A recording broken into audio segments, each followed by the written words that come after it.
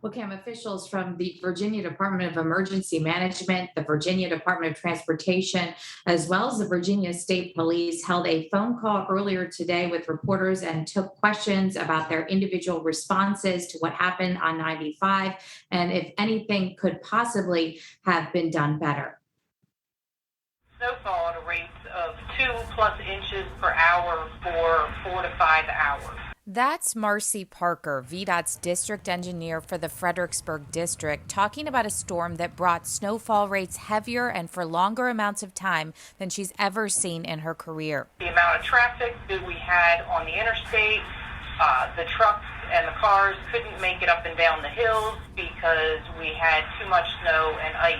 She says 4 inches of ice underneath more than a foot of snow on some parts of I-95 in her district made it impossible to clear the road. So many vehicles got stuck in both the northbound and southbound direction.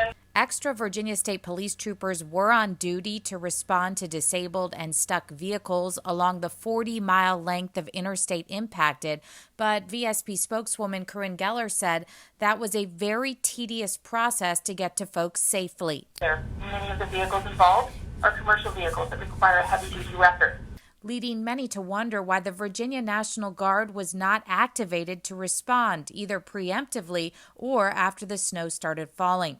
Here's the Director for Communications for VDEM, Lauren Oppett. National Guard personnel, they have full-time civilian jobs, so it can take anywhere from 12 to 24 hours to bring them on duty.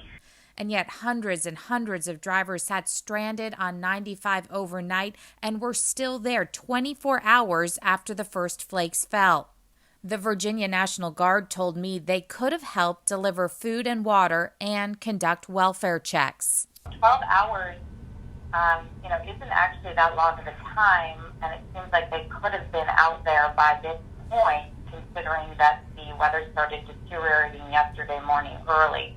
So I'm wondering, you mentioned having conversations with the National Guard this morning, but what about talking to them yesterday about trying to get them out there to help? So our trigger for requesting anything such as the National Guard is that we start seeing requests come in for assistance and support. As of this morning, we had not received any requests from our localities or our state agencies, which is our trigger to put those in motion. So therefore, that 12 to 24-hour timeline would have still been tricky.